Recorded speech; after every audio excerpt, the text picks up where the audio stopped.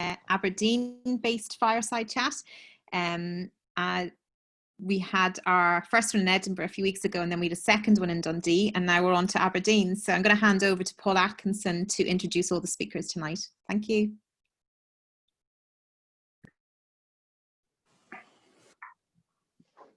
Thanks, Jude. Do you want to bring the faces up?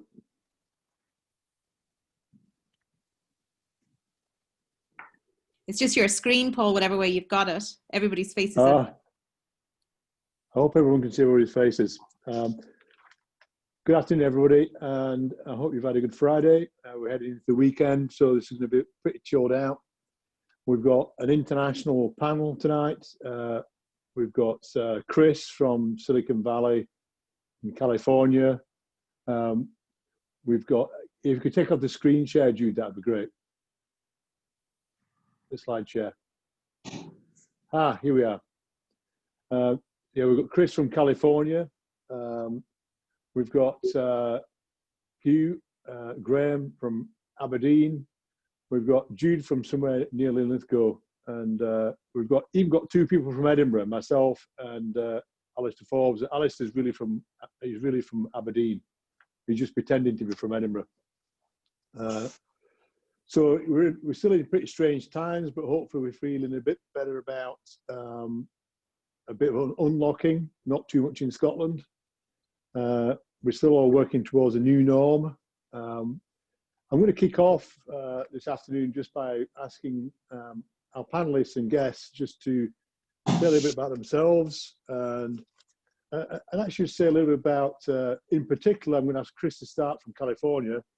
I'm going to ask him to talk about Silicon Valley Square a bit, but also how Aberdeen can play on a world stage from where it is right now, given the new norms. Chris, do you want to introduce yourself? Yeah, thanks so much, Paul. Hello, everybody. Nice to see you this afternoon. My name is Chris Newman. I am a San Francisco-based founder of an organization called Commonwealth Ventures. I'm former entrepreneur, former VC with a firm called 500 Startups. And what we do now with Commonwealth is we work with governments, corporations, and other organizations in Canada, the UK, and other Commonwealth countries around the world to help entrepreneurs there better connect to and learn from the Silicon Valley. One of the ways we do that is actually a Zoom program that we launched during this interesting time called Silicon Valley Squares, which is a way for founders to get pitch feedback from Silicon Valley investors and accelerator managers. So each week we hold a couple of shows, one designed for the United States time zone, one designed for the European MENA time zone, where each week we have 3 entrepreneurs come in, they give their pitch, and they have a panel of 6 to 8 VCs who are critiquing the pitch, giving them feedback, and trying to help them learn what investors are looking for when evaluating a business. And as for things that are opportunities for Aberdeen during these times, right? Aberdeen, from my outsider perspective, obviously has strength in oil and gas and energy. And there's companies around the world that are trying to tap into that. And I think the opportunity right now, or an opportunity right now, is to increase the reach of that and figure out how can Aberdeen leverage the existing strengths in its ecosystem and cast a much wider net beyond perhaps the small group of startups and organizations physically based in Aberdeen. Wow, it's a great start, Chris. And I think Hugh, I'm going to ask Hugh to introduce himself next, but just briefly, Hugh, you and I were talking earlier on about how Aberdeen's got a massive international success story historically in terms of connections, M&A activity and investment that is better known in Aberdeen than the rest of Scotland, I think. Hugh, can I just ask you to talk a little bit about your background and involved in launching Scotland's fastest growing, most successful financial services startup? And yeah, over to you. Thanks, Paul. Yeah, I'm Hugh Little. Hello, everyone. I'm now a full-time non-exec director and chairman of various different bodies and companies. But my executive career was spent 30 years with Aberdeen Asset Management, 12 years latterly as head of acquisitions there, and the first 18 years as head of private equity. It was a bumpy ride at times, and we had our ups and downs along the way, but it was always fun, and I think we got there in the end. So, and my boss throughout was the famous Martin Gilbert, who I think did an incredible job, and he doesn't get the credit he deserves for it. He took 2 Aberdeen businesses from startup. One was Aberdeen Asset Management, the other was First Bus, the bus group, which he did a management buyout of in 1989, the first one of its kind in the UK, the buyout of the local bus company. And then he turned it into First Group and took both companies to being FTSE 100 companies, which is an absolutely incredible achievement from an Aberdeen base. So it just shows you what can be done no matter where you are in the world. If you have the right ideas and the right people, amazing things can happen. I think just on raising funding for propositions in Aberdeen, I think Aberdeen does get its fair share of private equity investment. I think though at the earlier stage, we've still got a big gap. And I'd really like to see some work done on that. I think, for example, amongst business angels, there are business angel groups all over the UK, but we don't have one in Aberdeen. And I think we find it quite hard to access the groups from Aberdeen. So I think we could do some work on that. And we'll come on to other subjects, I'm sure, but that's my opening thought on raising money in Aberdeen. Yeah, thanks, Hugh. And well, maybe we can work together on setting up an Aberdeen network. That would be a great thing to do. Good idea. And yeah, Chris was talking about Silicon Valley Square. Hugh, what's the Aberdeen equivalent of Aberdeen Valley Square? What's the equivalent? It's just our Whiskey Wednesday Club. I think the idea, the concept behind Silicon Valley Squares is quite simply, how can you bring together a group of people with significant experience and provide access to that experience to folks who might not otherwise have the right connections, the introductions, the secret handshake to get in the door. Yeah. So talking about secret handshakes, might move on to Graham now. Just a joke, Graham. So so you want to introduce yourself and say a little bit about how Aberdeen can play better on a global stage? So first of all, I'm not a Mason, so we'll just get that secret handshake out of the way, but thank you very much. That we'll just park that one. My name is Graham Gordon. I'm lucky enough to be the CEO, sort of founder, owner, manager, part manager, owner of a digital tech company called IFB. We're headquartered in Aberdeen. And like a lot of service companies, regardless of the technology space you're in, when you're in this postcode, oil and gas tends to be your biggest paycheck. And you do that by, either niche. There's a lot of really smart niche service providers in this postcode, and they've scaled really dramatically and been bought by the super majors. Or you do it by being different. And I suppose niche and different are completely different things. That geography-wise, we're here, we're headquartered here, so people can deal with us. So that makes us different. Geography does serve us well in an age that the internet makes geography history, as somebody said years and years ago, if you remember that one. And access to that, we've always had a business. Part of our DNA, certainly my DNA, is to, I suppose the American venture capitalists called get your ass in a plane. There's no problem driving 4 hours to go and do a deal. Whereas, we're in Aberdeen, it's a bit fine, and I'll just go across the city. So that served us really well. IFB wouldn't be the company it is without having a major single market vertical willing to trade with us and connect with us. I think sometimes that stifles the end game when you've got a really big sector and a lot of service companies around it. The service companies in that sector gear themselves toward being sold to their customers at some point. And especially if it's something in terms of engineering, the way that we are brilliant at engineering in this city. We are amazing at project management in this city, and really big, billion-dollar projects. We are the envy of big parts of the world and what we've grown up and what we've promoted. Now, when you're inside that industry, sometimes that doesn't go as smooth as it should, but that's just like everything else. But we are amazing at handling really big projects, really complex, really infrastructure critical projects. And we don't do enough of that. We don't let that spill sideways into other postcodes.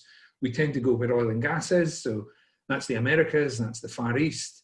There is 100 times the oil reserves in the Middle East than there is in the UK and Brazil combined. So when you string that together, we're a very small player, but we have influenced how the world drills in dangerous conditions for oil and gas. So how we capitalize for that, we've attracted huge volumes of money into this area for investment. And really, really, for me, really smart people, inside and outside the top four and the big four. We've got people who are based here who are making global decisions. And how do we influence those? How do we get those guys getting into that smaller investment funds, enabling that spin up, getting the Chris Newmans across here, getting the indigenous population, the home tribes more excited about investment, startup, scale up. I think we've got a massive opportunity to do that. And we've got all the right things. We've got people, money, and geography on our side. So Chris, I didn't realize you were going to be moving to Aberdeen. But it sounds like that's on the cards now. Thanks, Graham. Move on to Alistair for an introduction. Alistair is an Aberdonian based in Edinburgh, pretending to be from Edinburgh. Give us some update on what's going on, Alistair, with Scottish Tech Army and how that applies to Aberdeen and how Aberdeen can play differently. Absolutely, thank you, Paul. Good evening, everybody. As Paul said, Aberdonian by birth, born and grew up in the city. Haven't lived in the city for quite a while now, based in Edinburgh. So it's a real pleasure to be able to join in this fireside chat and start to rekindle some of those linkages, which is great. My background has primarily been in the software industry. I spent a significant proportion of the last 15 years in a business that we actually started in Dundee originally, but then scaled out of there, first to Edinburgh and then internationally. So we ended up with offices in places like Boulder in Colorado, Austin in Texas, LA in California, and Boston in Massachusetts. Some of the tech ecosystems in North America, which is really interesting to see the differences between them and in terms of the context of what we're talking about, the Aberdeen ecosystem and the other parts of the UK as well. For the last couple of years, I worked with an investment firm based in the Midlands of England, and so I got to know a bit about some more of the ecosystems in the other parts of the UK. So I think it'd be really interesting this evening to talk about some of those connections. Just touching on the activity that I've been most involved in over the last couple of months that Paul alluded to, is something called the Scottish Tech Army, which we set up just over 5 weeks ago now, to bring together people from the Scottish tech community who had been furloughed or potentially been made redundant, who had the drive and the talent, but not the opportunity to support some of the workers on the front line in dealing with the coronavirus pandemic. The response to that has been absolutely fantastic. And one of the really pleasing things is that it has been across Scotland as a whole. So we kind of alluded earlier to the fact that there tend to be fairly regional pockets around Scotland, and networks tend to coexist within them. So we've had great representation, certainly from Aberdeen. We've got some really active members of the community from Aberdeen. And I think in this connection as well, one of the really interesting things that we've seen is just the speed at which this has developed. So in the course of 5 weeks, we've got over 800 volunteers now that are really engaged, really active. And I think one of the big driving forces behind that is that we set out with a very clear mission in terms of what we're setting out to do, and people have really bought into that.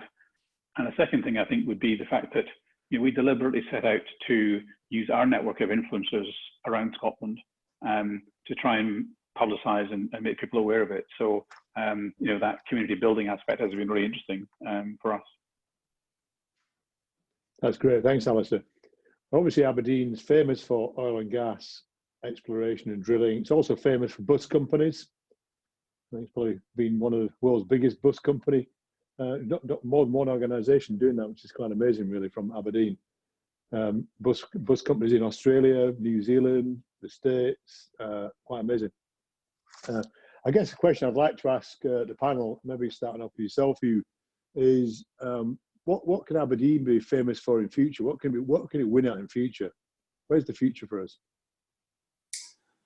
I think the energy industry isn't finished. I mean, the there obviously is a transformation beginning to happen and about to happen from hydrocarbons to clean energy, and that will take time and investment and people and ideas and innovation and a lot of things that Aberdeen are actually quite good at.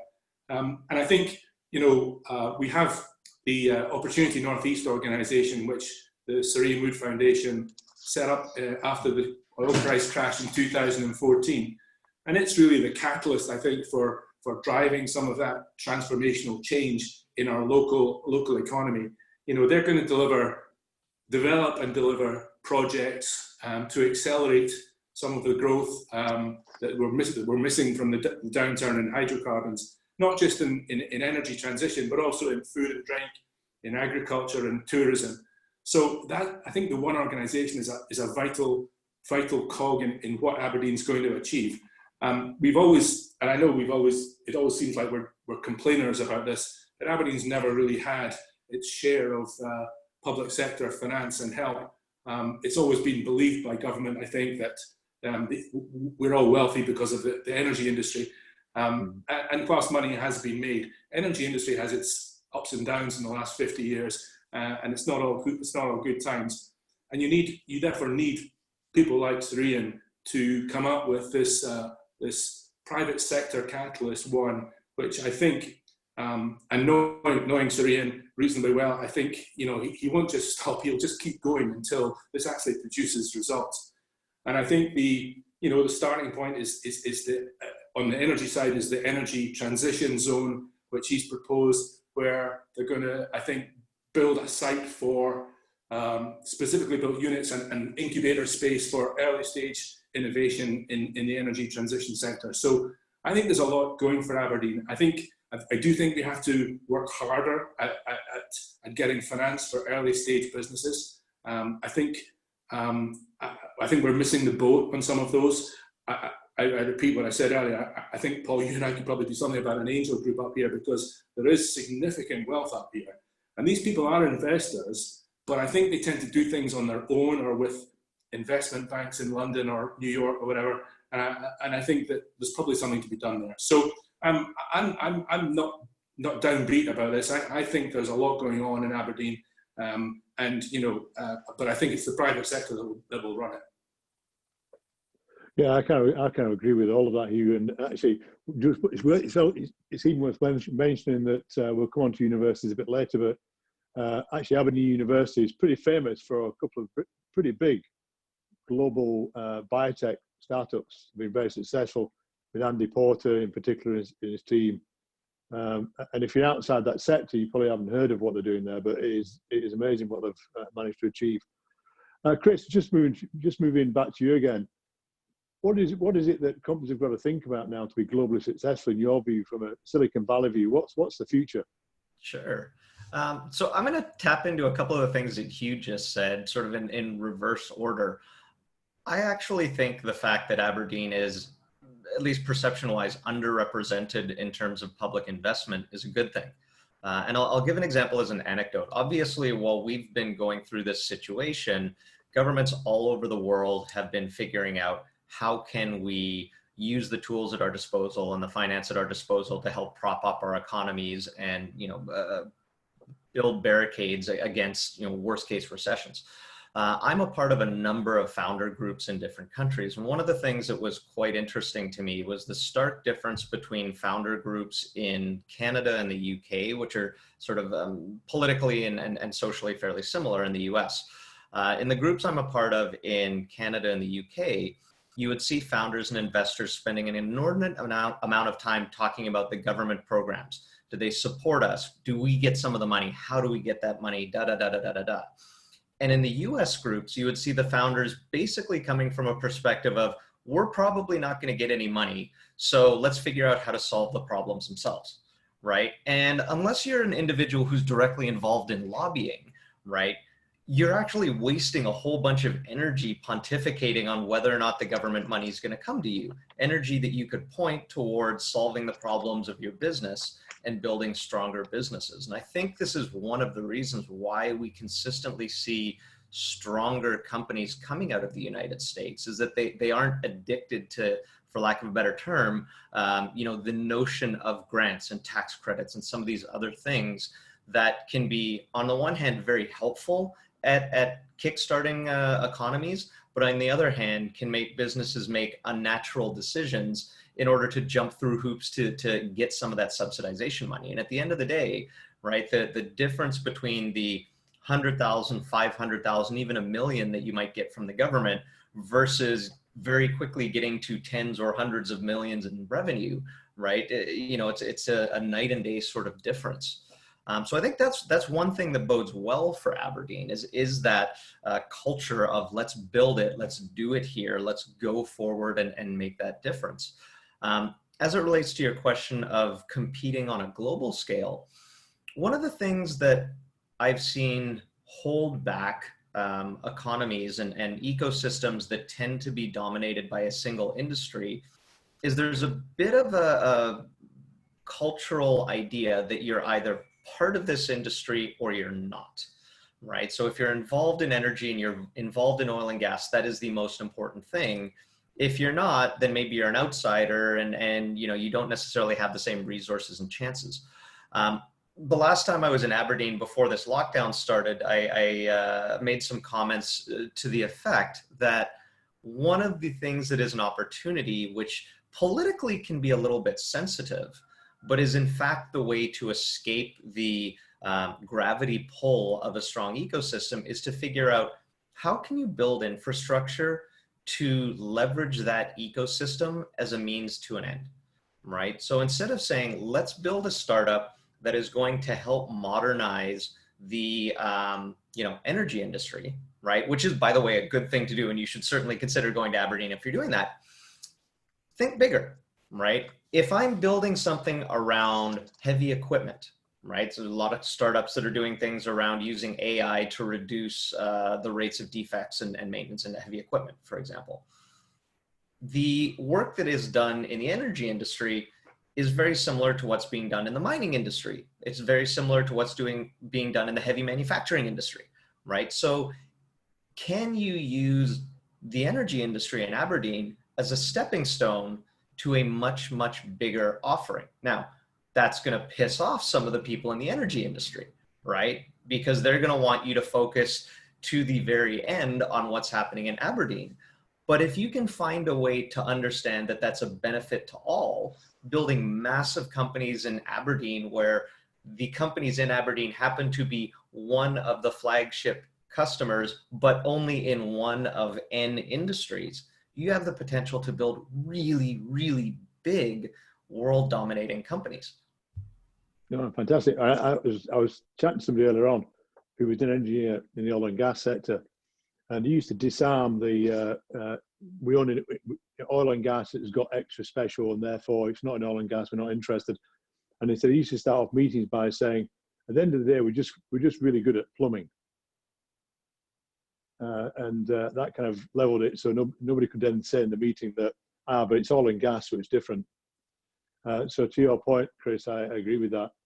Graham, what do you think? It's only just plumbing, or is there something special about it? It's plumbing on steroids, I suppose, and that's a challenge. So what you've got is, so I completely agree with what Chris has been saying there. If you're reliant on state aid, if you're reliant on local or central government aid to grow your business, you've got a challenge. If you rely on the public sector to consume your product, certainly in Scotland, that's a different thing. If you're thinking about the public sector as a customer, that's an exciting thing. And I think that needs a mindset change from probably the smaller organisations, Indigenous companies in Scotland, to compete with the really big guys that central government and local authority procurement tend to, and they do, they too do tend to. I mean, one of the stats is Spain, France, and Germany awards, I'm sure it's upwards of 80% of their IT services contracts, public sector in those two countries, award 80% of their IT services contracts to in-country SMEs. And we're completely the opposite in the UK. So, we don't support that ecosystem from the ground up. So, if it's a pound spent with me, 80% of it stays locally. I think the plumbing analogy is what we've got in Aberdeen is a lot of people who are used to making really big, expensive decisions with that plumbing. You know, what to do with that plumbing, when to switch it on, how to invest in it. And you need brave people like that. You need brave people across that cohort to take the risk. You know, anybody that starts up their own business, regardless of what it looks like, is taking a risk. If you're responsible for paying your own way from this point forward, that's massively risky. I'm not saying that people who don't do that don't take risks in life, but we have some amazing decision makers up here with really big numbers. So therefore, what we've possibly got to try and do is get them really good with smaller numbers. You know, outside of that big comfort billion-dollar project, how do we get them into that hundreds of thousands, low millions environment and help that decision-making process to ring through? And actually, when you do that, because we've got a very expensive supply chain, because the end product is really expensive, we've got to try and get the service sector that supports those decisions now maybe step down a little bit with its charging. And what I mean is, yeah, there's a lot of private equity people in Aberdeen. I think we were discussing this earlier, more so than Edinburgh, which surprises a lot of people. You know, and it was up until quite recently, but they're not good at handling with, and I can see who's on the list here in terms of attendees, they're not great at handling small decisions or small pockets of money. And the reason is the cost base to do that is too high. So how do we get a smaller cost base? How do we get a more, I hate using the word agile, but nimble? How do we, you know, it's maybe back to your angel group that you guys can bring together. A small, quick decision making, lower budget, so therefore lower pain point, and similar returns in that space. I think that's really important for us. Yeah, I mean, thanks, Graham. And to Chris's point about tax incentives and government support, actually in the UK, the vast majority of, say, post-seed into Series A money is enterprise investment scheme tax incentivized. There's 75 EIS funds. I'll ask Contash in a second to comment on that. But actually, Scotland's pretty well supported in that. Not so much the very early stage, as in a startup, but the next stage of post-seed into Series A. There's quite a lot of funding around and some good people around to support that. And then we drop off again when it gets into scale-up capital next stage on. But that kind of middle stage, we're actually pretty good at. And actually, that's one of the things the UK government's got pretty well done in the UK in terms of EIS funds. It's a big supporter of lots of startup activity, and globally, the UK plays pretty above its station in terms of success in that sector. Alice, you would like to comment on that, because I think EIS investment into that scale-up money is going to be really important going forward, I think. Absolutely. I think very much as you say, Paul, there is a sweet spot for investment in Scotland at that tier. You know, the points that Hugh and Graham were making earlier, you know, you go up another tier and Aberdeen is very well served for that. But I think in that tier, across the UK as a whole, that has had a largely very beneficial effect. It does induce some distorting effects, to your point, Chris. But I think the nature of businesses being supported, as you were saying, Graham, is quite different in Aberdeen from what it is in many of the other parts of certainly Scotland. And so, you know, there is a mindset thing about, you know, you can't start a business without large sums of investment, because, you know, the capital requirements and the people requirements in an engineering business are very different from those in a software business. So I think, you know, obviously there is a lot of software that is created in Aberdeen, but it tends to be very much on a project type basis as opposed to a product type basis.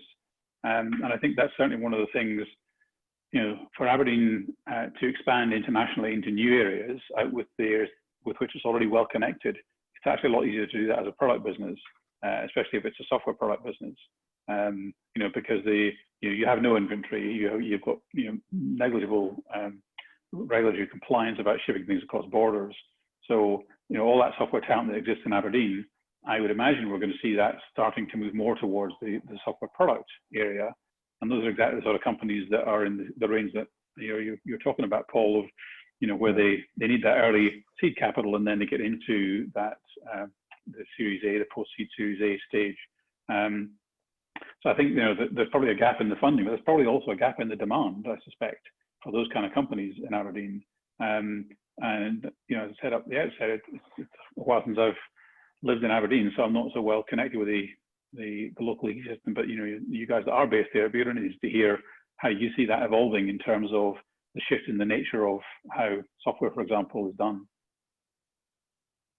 Yeah, thanks, Alistair. I think one of the things we've been working on at PAR is what are the kind of main themes that Scotland can win at, and by that I mean the industrial base and the kind of business plans we see versus the excellence in research in the universities, particularly research-heavy universities. And I think if we can combine those two things, where we've actually got some real presence on a global stage, we can maybe create some winning themes that we can support in terms of our experience and what we can actually deliver on. I'm interested, Hugh, what you think, and obviously having worked in a kind of major asset management firm and the investment we've been doing, what do you think that Scotland can win at? What are your key themes, do you think?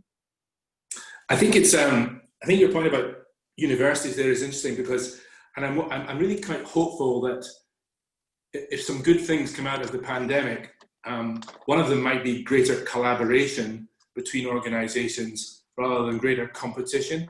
In the university world, and I was a governor of Robert Gordon University for 5 years. Robert Gordon University is actually pretty good at supporting entrepreneurs, and the accelerator program there is starting to have a bit of an effect. But it's not a very great university for research. And other universities, I suspect, are pretty good at research and not quite so clever on entrepreneurial behaviour. And you just wish that somehow or other you could get some collaboration between the two, because if you put those together in some situations, boy, you could get some real results. So, hopefully some more collaboration between universities and a bit less competition might be helpful. I think, there's no point in throwing out the baby here, the water out of the bit. Sorry, I've got the phrase wrong, but you know what I mean. Aberdeen is big on energy, and we can't just ignore that.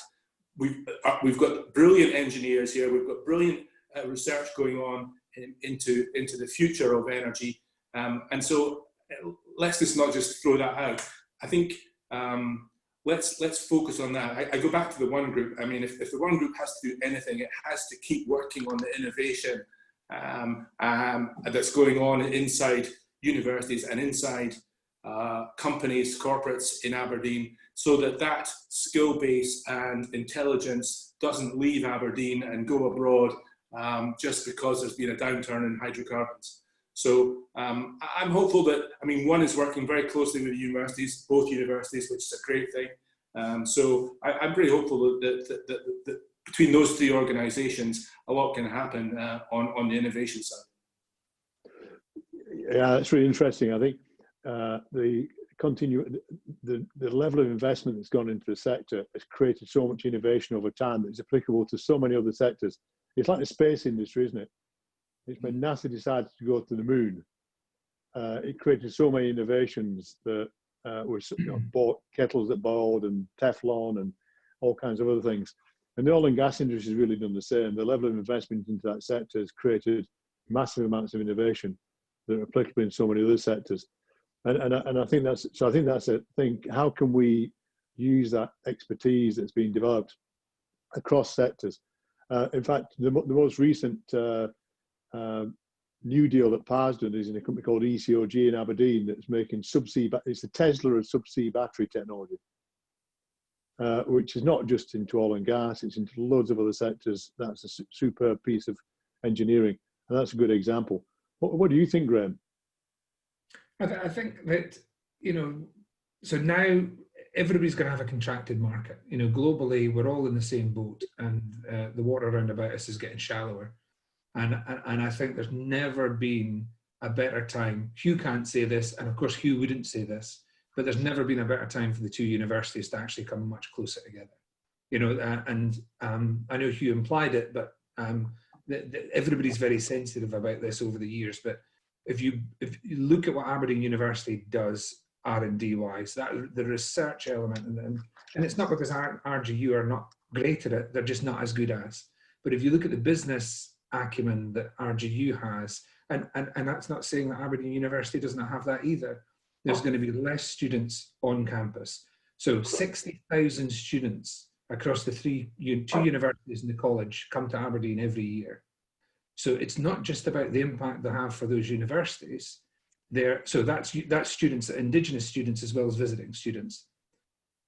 They've got 30% of those now physically come to university. That's a major economic blow for the postcode.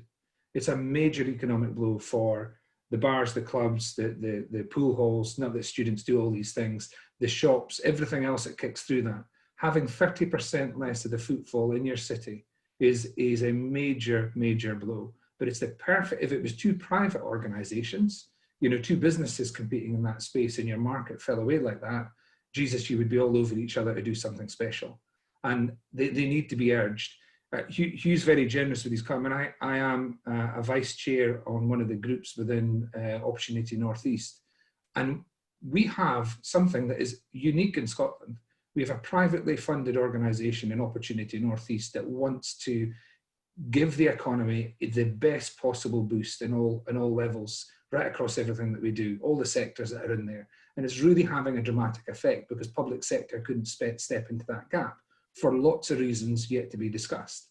But Syrian has managed to fill those gaps. So there's a few initiatives that we've got here that collaboration, Hugh's mentioned it before, we have to come together and there has to be some pretty big hitters make decisions that actually we will perform better in a smaller market if we work better together and formalize those. And we've got to get on with it. That's one thing that oil and gas can teach you is how to merge and acquire. Oil and gas can show you how to acquire businesses and merge really big companies pretty quickly, pretty expensively, don't get me wrong, but they know how to merge and acquire. And that expertise is here. So there's maybe an opportunity there as well, but collaboration is a key one. Yeah, I think I continue on the theme of collaboration that you started and you continued on with, Graham. I think collaboration, in the university sector, to me, is fundamentally important to get real progress. And there are challenges around that, but I think we've got to overcome them. Chris, coming over to the US and Canada, how much collaboration do you get across the establishments in the US and Canada in terms of universities and colleges and the investment community? I'll take those as two sort of separate entities in that they're completely different culturally at the university level. The university ecosystem in Canada is probably more similar to that of the UK in that all universities in Canada receive some amount of public funding. There are definitely ways in which they collaborate, but at the same time, they're obviously very, very competitive. One of the initiatives that came out of the University of Toronto about 6 or 7 years ago right now is something called the Creative Destruction Lab. And it was an initiative by an MBA professor who basically was getting fed up that research wasn't being commercialized. And all of these folks were doing incredible research at U of T and then joining American companies. So sort of your typical way of starting a startup, somebody gets really pissed off about something. And they built what is a non-equity accelerator program leveraging very experienced talent in the city of Toronto, where companies could come in and they didn't give up any equity, they didn't receive any money, but they received an incredible amount of mentorship. Fast forward 6-7 years later, that organization has helped create over, I think, $3 billion in equity value. And has now expanded to programs in the US and most recently last year out of Oxford. So trying to expand that idea of how can we better help folks commercialize by effectively having folks like the panelists here work with researchers who have no idea how to build a commercial entity. So that's one example. In the US, it tends to stay a little more competitive. But on the other end of the spectrum, US institutions are significantly better than Canadian or British institutions, UK institutions when it comes to tech transfer, right? So we haven't even talked about the notion of, hey, I did research and how do I come up with the agreement to take the IP and build it into a company? In Canada, it is brutally painful. In the UK, it is brutally painful. In America, you go to Stanford or MIT and you basically walk in and here's the standard agreement, boom. People go take the research and Stanford University ends up with 4% of Google. Cool, right? So, they're much, much better at tech transfer. And I think they've done a very good job at dismantling the traditional university ivory tower, or better yet, fortifications against the evils of industry, where you have to either be the Puritan academic researcher or you're the devil's spawn, and there's not really any mid-range there. And I think there's something to learn from everything, right? You know, the Canadian model has much more, you know, less financially driven. Let's help you out and try to build something, you know, whether or not it's going to be a very short-term financial success. The US model is much more, let's try everything and enable everyone. That's great. Well, I can honestly say that's only the second time that I've been called the devil's spawn on a Friday afternoon. But, Alistair, I know with Mercia and another kind of situation you've been involved in quite a bit of the university spin out, tech transfer. Where do you think we are and what do we need to change? Alistair, you're on mute still. Sorry, yeah, I would absolutely concur with what Chris is saying. So as you say, Paul, the firm that I was working with for a couple of years, it had its roots in IP commercialization out of universities. So it worked with quite a lot of universities across the UK. You know, the people within the investment firm that had a lot of experience in that area. And it is utterly painful. You know, most of the people who work in tech transfer in the universities are really not very commercial at all. You know, the universities themselves have been very short-sighted in terms of the IP agreements that they've entered into, to the extent that, you know, until not that long ago, it was almost prohibitive for private investors to get involved. Even now, you know, there are some universities that expect, you know, from the perspective of a private investor, completely unreasonable amounts of equity. So as you say, you know, 4% of Google, you know, that's worth a lot of money, but, you know, it has the distorting effect as well with entrepreneurs, that they end up with a very small part of the company that they've spun out of the organization. So there's all sorts of pernicious effects around that. It is also very parochial. So the universities are competitive with each other in terms of that. They don't tend to pool their knowledge and their expertise where it exists. And so what you've seen is that actually a lot of the firms that started out as IP commercialization investors have just moved away from that. So IP Group was an example of that. You know, it's moved away from doing a lot of early stage stuff. Mercia, the firm I was with, has decreased significantly the proportion of investment it puts into the commercialization space. So it's really hard for people trying to spin companies out of universities in the UK. And you also tend to see that, you know, there's a merry-go-round of people in the commercialization offices, in the tech transfer offices. You know, they'll go somewhere for a couple of years and then they'll move on somewhere else. So there's actually very little continuity as well. So the teams change on a very regular basis. So Paul, I know your role with Converge is all about that. But I think there's a massive amount of work to be done on that. And I think, Graham, your observation about the two universities in Aberdeen, it probably reflects that. You know, they don't see stronger together as the way to go forwards. It sounds like you've got something you want to come back in on. Yeah. Yeah, I mean, I think part of the problem here in UK universities is that the people who are making the investment decisions on tech transfer are frankly amateurs. And I strongly believe that the universities who are taking funds and investing in some of these things ought to be getting outside help. And again, they choose not to. But I've seen it at firsthand, some of the investment decisions that have been made, and they're frankly appalling. Yeah, I think it's, and we went through, you know, with the universities, we went through a process where certain universities decided they wanted to outsource all of their spin-out activities to one investment group, IP group or whoever. Whereas there's no single investor is going to be interested in all the IP that comes out of Glasgow University, for example. So frankly, that notion is pretty ludicrous.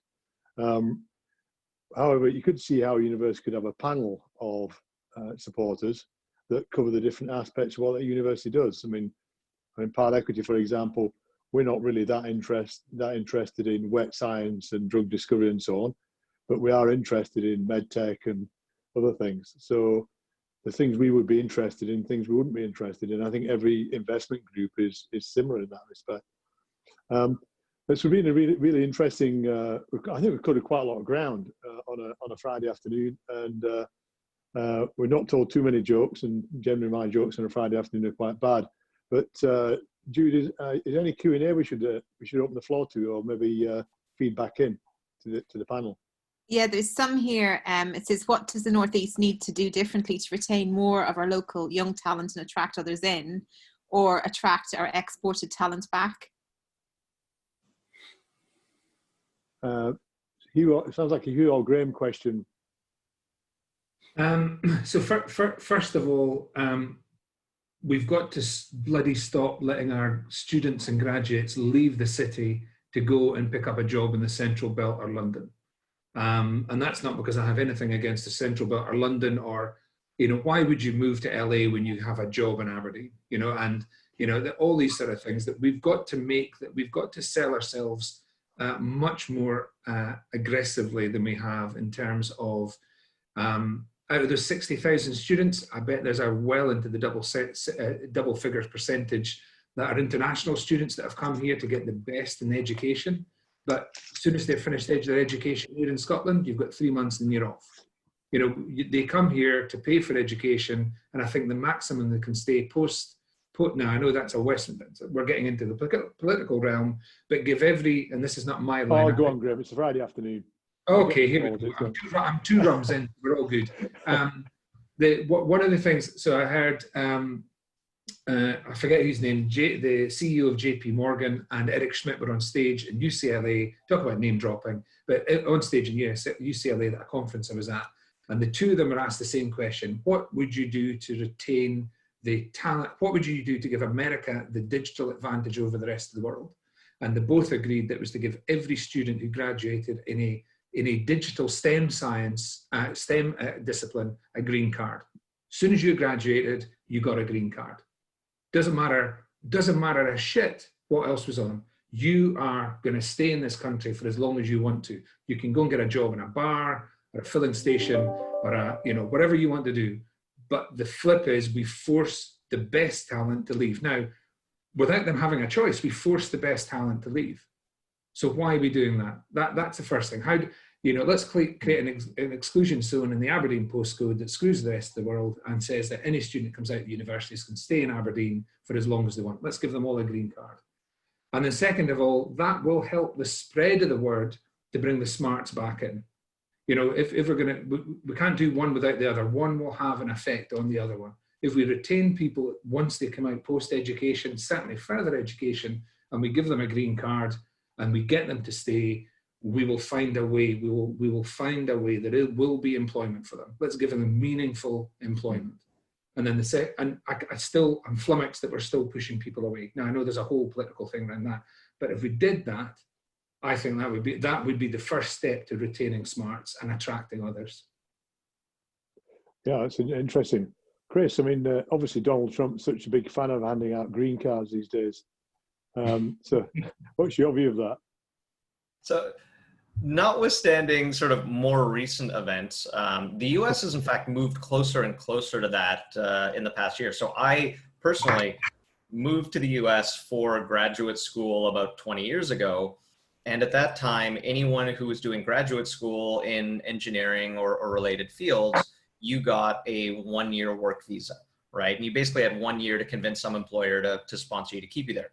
Today, anyone who graduates similarly gets 29 months automatic, right? So they are pushing closer and closer to that. So I fully agree with what Graham said on that. And from an outsider's perspective, and for example, I have a sister who lives in London.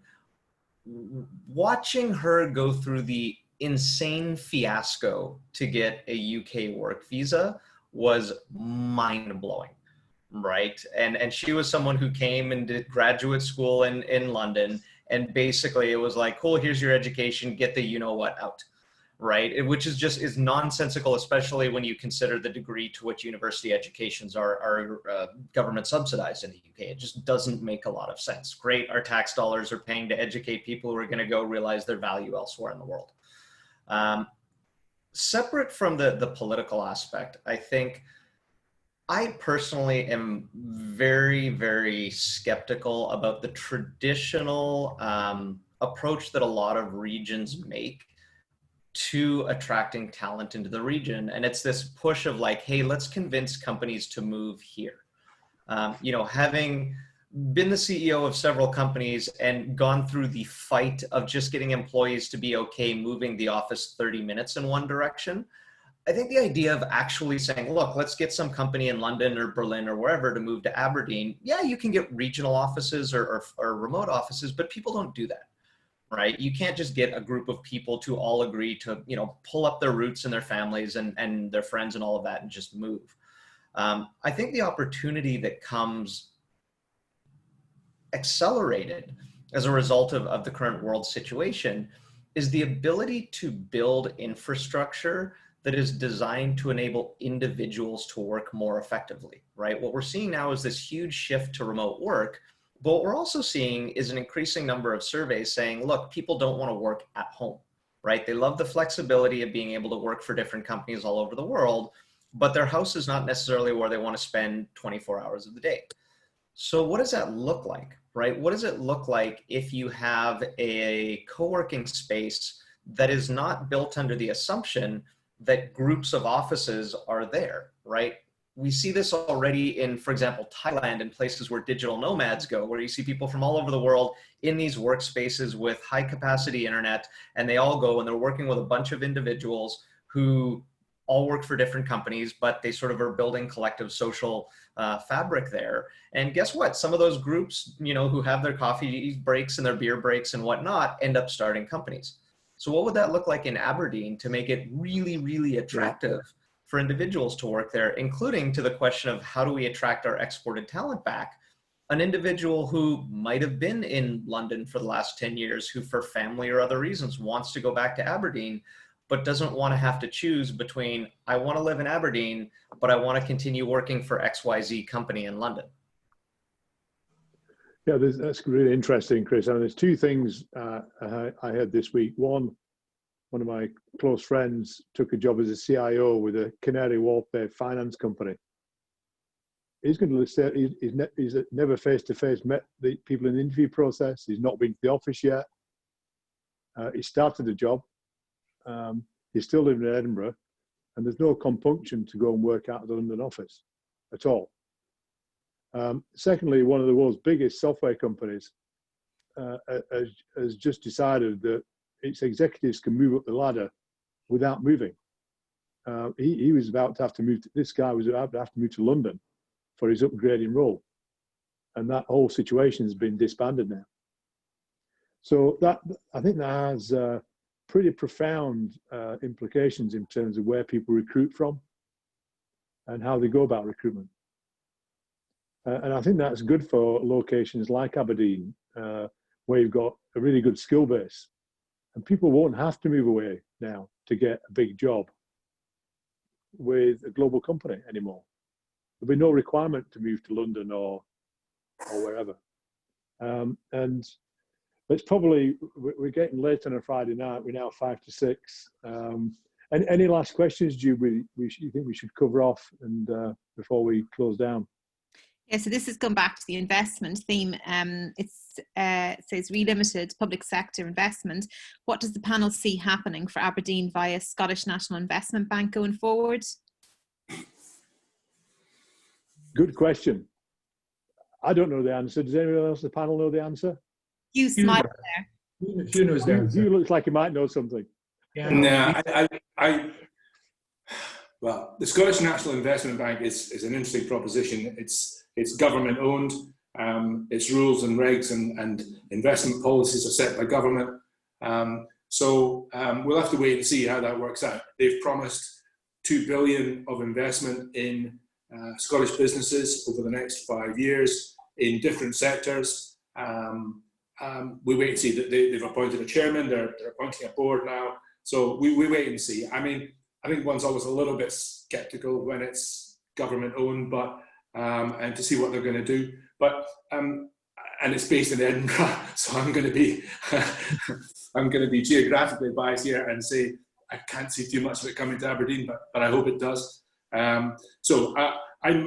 Listen. I think if there's money coming in from the public sector, the private sector, in a in a thought out way in terms of the equity structure, etc., then I'm all for it.